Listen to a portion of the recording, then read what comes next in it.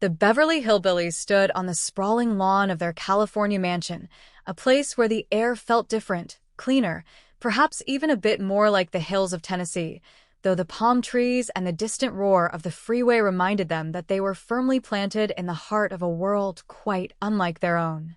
Jed Clampett, a man whose kindness was as vast as the fortune he had struck, stood with his hands tucked into the pockets of his denim overalls, his eyes scanning the yard with a gentle, appreciative warmth. He watched as his daughter, Ellie Mae, tended to her menagerie of creatures, her laughter mingling with the soft rustle of the leaves. Bessie, the chimpanzee, was busy organizing a small pile of acorns, her movements methodical and surprisingly human. Jed watched her with a smile that crinkled the corners of his eyes, his voice low and steady as he spoke to her. "Bessie, you've been doing an outstanding job," he murmured, his tone filled with genuine affection. "Keep up the good work. You are a real good ape, and I am truly proud of you." Nearby, Rusty, the industrious dog who had taken it upon himself to patrol the perimeter, trotted over to receive his reward. "Rusty, you've been doing a good job keeping the gophers and the moles out of the yard," Jed continued, pulling a small, dried piece of fish from his pocket. "Here is a nice little piece of fish for you, as a token of my appreciation for all your hard work." Duke, the elder of the canine clan, lay sprawled in a patch of morning sunlight, his tail giving a slow, rhythmic thump against the grass. Jed walked over to the old dog, his expression softening with a mixture of empathy and concern. "Duke, old-timer, I know that these chilly mornings give us senior citizens some aching in the joints," he said gently, kneeling beside the dog. "So I stirred up a spoonful of my rheumatism medicine for you and your victuals. Here you are," he added, offering the bowl, though he winced slightly as he realized his oversight. "Sorry, Duke, I should have fetched you a chaser to help it go down smooth." Elmer, a raccoon who had recently taken up residence near the porch, chattered softly, his bright eyes fixed on Jed. "Elmer, I really do not know what good you do around here," Jed mused with a chuckle, shaking his head. "Far as raccoons go, I suppose you are a handsome fellow, and that has to count for something. Here is a little treat for you, and I hope you eat it in good health." As he straightened up, he spotted a chair near the doorway, where Penny sat, watching the scene unfold with a thoughtful expression. "Penny, you just proved something I have been suspecting for a long time," Jed remarked, pointing toward the animals. "What is that, Jed?" she asked, her curiosity piqued. "Ellie does not get her love of animals just from my side of the family," he replied, a knowing glint in his eyes. "You have got a soft spot in your heart for them, too. It was not just the victuals, you see. I heard you sweet-talking them earlier, and I know you did not want the pesky varmints to starve to death." "Well, I did not want them to be missing Ellie," Penny admitted, a faint flush rising to her cheeks. "So I did it because they would not be howling and crying and raising a ruckus, and I must say, old Duke has sure got a smile on his face now." Meanwhile, the morning sun climbed higher into the sky, illuminating the driveway where Tom and his companions were already preparing for the day. Miss Jane Hathaway, the dedicated and eternally composed assistant to the bank president, walked with a spring in her step that had not been there before. "Miss Jane is so excited about her new fellow, she does not sleep much no more," one of the others remarked with a grin. "Love hastens the rosy dawn, and bits of restless sleep be gone," Miss Jane replied with a flourish, clearly pleased with her own poetic turn of phrase. "You sure do have a way with words," the man chuckled, and they made their way into the house, the conversation turning immediately toward the details of Miss Jane's mysterious and dashing new suitor. "How can I describe him?" Miss Jane began, her eyes sparkling with excitement. "He is tall, he is handsome, and he is divine. Any girl would swoon to have him, and yet, he is totally mine. Jeb, there just ain't no justice," the man sighed in mock frustration. "Miss Jane has got herself a handsome fellow, and there is your daughter, Pug, and an ape to keep things interesting. Good morning, Ellie," he called out as the young woman emerged from the house, her face bright with the prospect of the day. "Fortunately, the monster from the Forbidden Vault is not here yet," Ellie quipped, her eyes dancing with mischief as she looked at Bessie. "Well, I guess he will not be no trouble, Miss Jane," she added, glancing at the chimp. "He is so lonesome for me, and he really is a darling, as you will soon see. If anybody can get away with bringing an ape to the bank, it is you," Miss Jane noted, though she was clearly already thinking of the logistical hurdles. "Actually, we could put glasses on her, seat her at a vice president's desk, and no one would ever notice," she mused, half to herself. "Hear that, Bessie? You are going to be a vice president," Ellie announced, beaming at her friend. "Oh, do not make any rash promises, Ellie," Miss Jane cautioned with a smile. "There are some apes here who have seniority, and we would not want to cause a ruckus in the corporate hierarchy." As the day progressed, the scene shifted to the bank, a place of serious business where the arrival of an ape proved to be a singular event. "Miss Jane, Bessie is awfully good at dusting and washing windows and such," Ellie insisted as they navigated the marble corridors. "Well, do not worry about it, Ellie.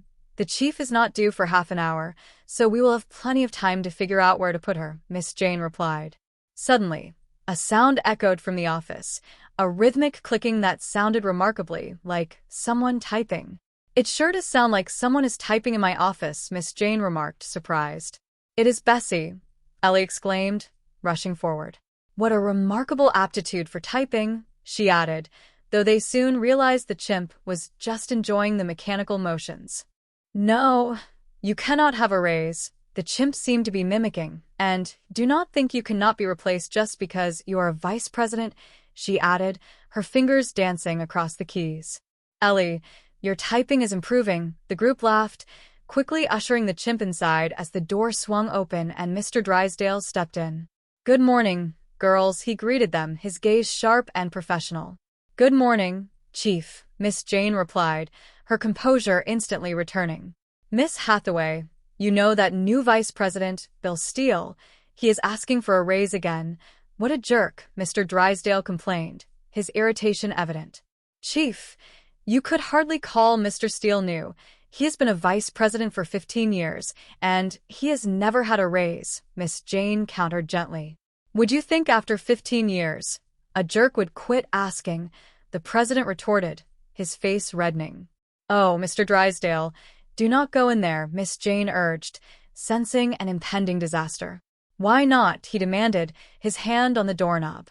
"Because there is a maintenance man working in the plumbing in there," she improvised, hoping to steer him away from the surprise inside. "What was that?" Mr. Drysdale asked, hearing a faint hooting sound from behind the door. "Chief, it is just a chimpanzee," Ellie admitted, opening the door to reveal Bessie, who was currently occupied with a set of papers. "What in the name of the Federal Reserve System is an ape doing in my bank?" the man roared, though his anger quickly dissipated as he saw the gentle nature of the animal. "Please do not yell so loud, Mr. Drysdale," Ellie pleaded. "She is getting full of bits, and she has to dance." "Ellie dear, is he yours?" he asked, his voice softening as Bessie performed a small, endearing curtsy. "What a darling little dad.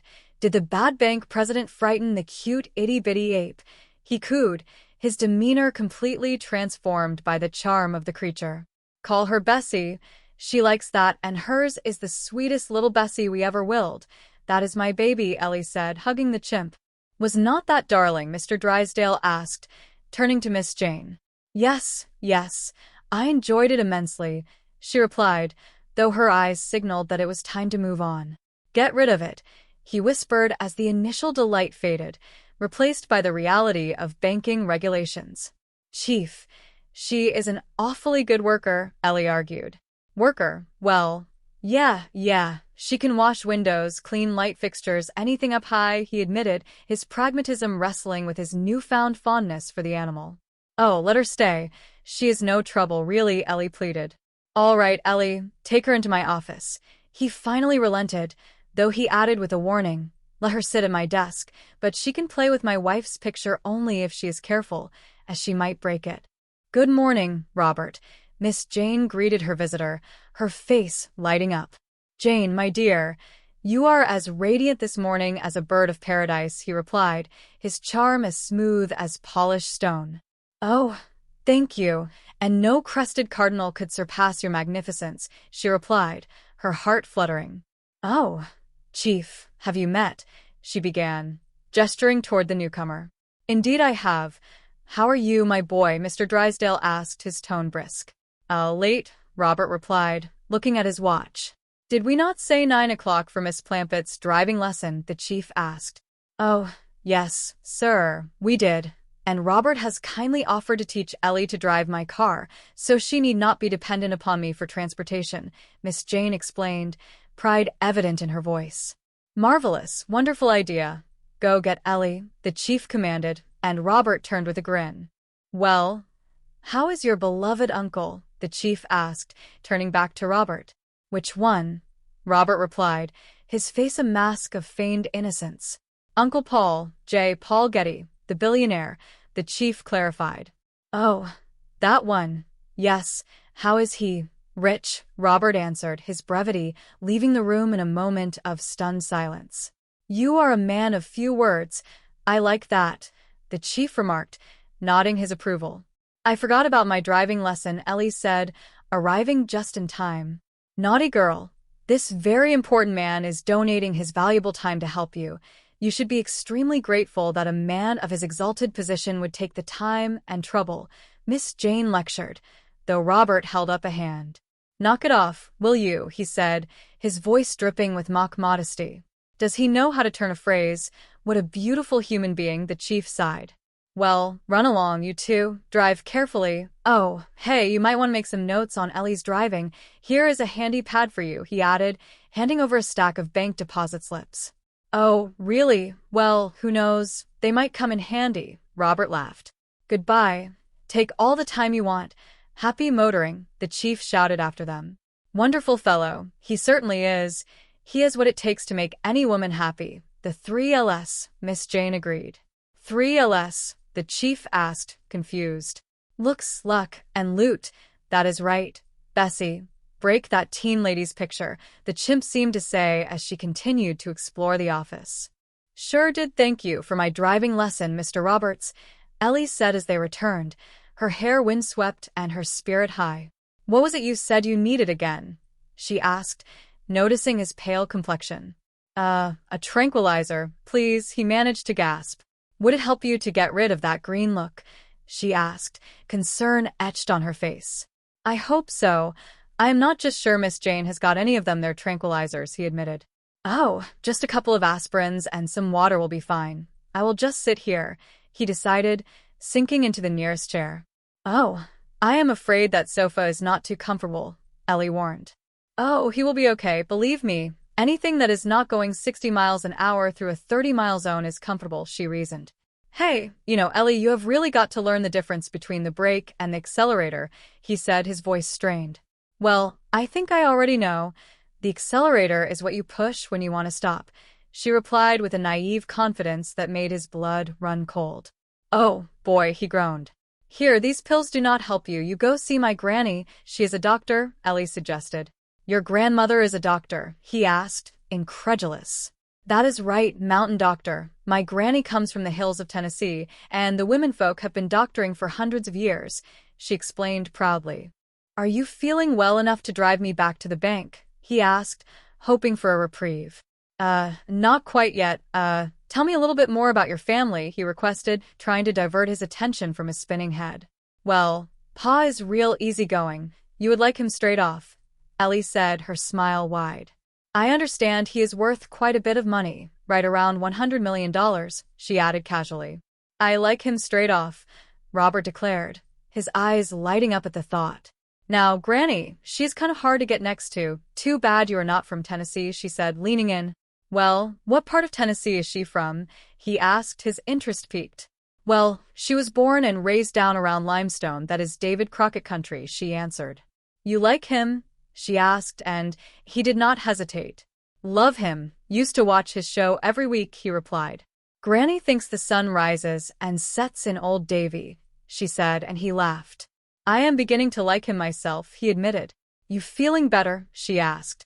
Yeah, well, I will drive you to the bank and have another lesson, he offered, though he hesitated. I am not feeling that much better, he confessed. Besides, did not Mr. Drysdale say you could have a day off? Come to think of it, he sure did, Ellie realized. You reckon it is all right if I take a sunbath up on the roof? She asked. Oh, I recommend it, and I will come up and see you when I get back, he promised. Oh, thank you, my pleasure, she said, waving goodbye as he departed. Well, getting acquainted with Satterwhite is a new world of good. You look almost like a gentleman, the landlord remarked, eyeing Robert's attire. Thanks, Mr. Fink. How about the 3 months back rent? Did the money come from Metro-Goldwyn-Mayer? He asked. Metro-Goldwyn-Mayer? Oh, my grandmother, no, not yet, but maybe today. Look, Dick, it is Robert now, Robert Audubon, but you can call me Bob, he corrected, his posture improving. See you later, he added, but the landlord was not finished. Hold it, Bob. Pay up, I am going to change the lock on that apartment, he warned. Oh, look, Mr. Finney, I am on my way right now to try out for a part. Now, if I give a good performance, I will be in Clover, believe me, he pleaded. What kind of a part? The landlord asked, skeptical. Well, it is sort of a Davy Crockett type. Well, you will get the hair for it, but, well, I am on my way right now to change into my Tennessee clothes, he said, rushing to make his escape. I do not know that I should trust you, the man sighed. Believe me, you can. Honestly, I mean, this is a great opportunity, Robert promised. How about a little cash, he asked, and the landlord hesitated before pulling out his wallet. Oh, thanks, I could use 20, he said, his face lighting up. Oh, I know I should not do this, but you took my advice about Miss Hathaway, and I like that. You young fellows usually do not listen, the landlord grumbled. Oh, I listen. I am breaking a long-standing rule and lending money to an actor, he explained, but he could not help but smile. I really appreciate this, Mr. Finney, and thanks for trusting me, and do not worry, you'll get this double sawbuck back, he promised. Oh, I am not worried. When I get it back, you will get this back, the man said, gesturing toward a pile of papers. You are all heart, Mr. Finney, Robert called out as he hurried away. What you got there, Granny? Jed asked as he stepped onto the porch. Dinos, I taught them for you, she replied, holding up a large iron kettle. You are not feeding the critters again so soon, are you? He asked, glancing at the empty bowls nearby. No, Jed, that is not for the critters, she said, her voice dropping to a whisper. Where will I put it, Granny? He asked. Just set it here by the driveway, she instructed. Who is it for? He asked, his curiosity getting the better of him. I would appreciate it if you did not ask me that. You might want to do something about it, she said, looking pointedly toward the road. Well, I might have did, he admitted, still puzzled. Who is it for? He insisted. It is for Jethro, she finally revealed. Where is Jethro? He asked. I do not know, and I do not want to know, she replied, shaking her head. He slips by at odd hours, scoops up the kettle, and skedaddles back into hiding, she added. Why is he hiding? Jed wondered. He thinks that little girl from Louisiana is still here waiting to marry him, she said with a knowing smile. Well, why do you not leave him a note and tell him she is gone? Jed suggested. All right, Jed, I will do that, but I can still use a few more days of peace and quiet. I will leave the note next Monday, she agreed. Granny, yeah, make it Tuesday, he said, his voice soft with understanding. Howdy, a voice called out from the driveway. Howdy, Jed and Granny replied in unison. Be this the Clampett place? The stranger asked, tipping his hat. It be. I am Jed Clampett. This here is Granny, he introduced himself. Oh, Crockett is the name. Robert A. Crockett, pleased to meet you, the visitor said, bowing slightly. Where are you from? Jed asked, intrigued. Oh, my family hails from down around Limestone, Tennessee, and your name is Crockett, the stranger replied, his tone respectful. Yes, ma'am. Is you by any chance kin to the one and only Davy? Granny asked, her eyes narrowing as she studied him. I reckon I am, he said, looking down at his feet. Did you hear that, Jed? Granny whispered, her excitement palpable. I sure did. Well, he is right on her, Jed agreed. How did you hear about us? He asked. Well, your lovely granddaughter told me about you. She said you are all from Tennessee, too, born and raised, not a stone throw away from Davy's cabin, the man explained. Well, I reckon that you ought to have the family heirloom, he added, pulling a worn, fur-covered cap from his bag. What is that? Granny asked, reaching out with trembling fingers. Davy's cap, he announced. You mean Davy himself wore this? She asked, breathless. The day he followed Annie Jackson into battle, he said. Davy never followed nobody, he led. Granny corrected him, her voice fierce with pride. Oh, I am sorry, ma'am. It is just that. Well, I do not like to brag on my kinfolk, he apologized quickly. Well, you have got every right to brag on somebody that likes a Davy Crockett, but how can you part with something as important as this? Granny asked, her eyes moist. Well, you see, sir, I am not a Tennessean born and bred, and, well, I figured old Davy would like Granny to have it, he said, his smile humble. Oh, bless you, my son, bless you, Granny said, pulling the cap onto her head. How did Davy see his shoes straight wearing this? Jed wondered, laughing softly. Well, likely his head was a mite bigger, he chuckled. Well, I will be moving along, the stranger said, turning to leave. No, no, no, now you're going to stay and have victuals with us, Granny insisted. Victuals, yeah, how would you like Granny to stuff a possum for you? She offered. Oh, not especially, I do not believe in overfeeding animals, he said, trying to decline politely. Back from lunch, Chief, Miss Jane asked as Mr. Drysdale walked into his office. Come on in, he grunted. Righto. Oh, no, he exclaimed as he saw Bessie, who had somehow managed to get his desk lamp balanced on her head. What do you mean, oh no, it gives her a sense of pride to be active and useful. A busy chimp is a happy chimp, Ellie explained. Good, very good job. Oh, why do you not sit down and have her brush your shoes? Ellie suggested, pointing toward the chair. No, thank you. I do not believe in exploiting underprivileged animals, Mr. Drysdale said, though his gaze lingered on the polished leather of his own loafers. Oh, she enjoys it. Go ahead, she promised. Well, he agreed, sitting down and letting the chimp take over. I am going to put her down in front of the bank. I think it is a nice service for the customers, Ellie said. I must admit, she is very adept at it, the chief noted, impressed. Are you kidding? She gives the best shine in town, fast too, she bragged. Well, thank you, you did an excellent job. That will be 35 cents, she announced. You are charging for her work? He asked, shocked. I have got an investment in this equipment. You think shoe polish is free? Ellie countered, her hand outstretched. Oh, Chief, now, come on, 35 cents, hand it over, she demanded. I do not have any change. All I have is $1, he said, fumbling with his wallet. We can arrange that. Give the lady her change, she said, winking at the chimp. What does she want now? He asked as the chimp made a hooting sound. A tip, you cheapskate. No skimming. Now get down in front of the bank and rustle up some business, and no pawning of tips, because I will be watching you right through the window, he commanded, his voice stern but his eyes twinkling with amusement. Well, we would be delighted if you could take victuals with us, Mr. Crockett, Jed said, gesturing to the table. Please call me Bob, and the pleasure is all mine, Mr. Clampett, the man said, sitting down. Oh, Jed, sorry you cannot set a spell and chew the fat with us, Granny said, looking at the door. Oh, no thanks. I could not eat another bite, he said, his face pale as he looked at the steaming pot. Did you enjoy your meal? She asked. Oh, sure did, ma'am. Them was right fine victuals, he managed, his voice shaky. Well, you cannot hardly beat braised breast and buzzard, she said, beaming. Is that what I ate? He asked, his stomach churning. That was the main dish. You started off with dildal gizzards, she explained. Rennie, I am looking a mite pale. Maybe he needs a little doctoring. I will brew you up a pot of horseman and dogfell tea, she offered, reaching for a jar. No, thanks, I really have to be going, he said, bolting from the table. Good night, Miss Hathaway, he called out as he hurried toward the door. The car you driving? He asked. Oh, it is indeed. I borrowed it to give Ellie Mae some driving lessons, Miss Jane explained.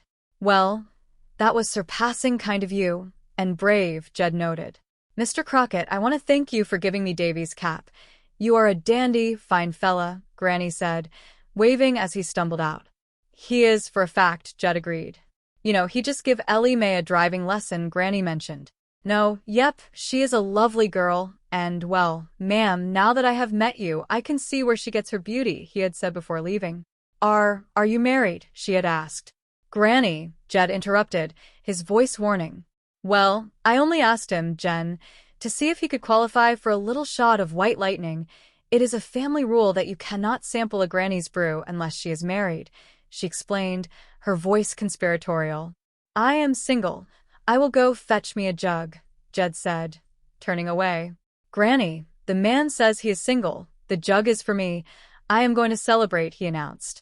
Granny, come back here, he called out, but she was already gone. Well, it was sure nice meeting you folks, Bob had called from the doorway. Well, I hope our affairs will cross again sometime, he had added. I will drink to that. Bye, y'all, he said, disappearing into the night.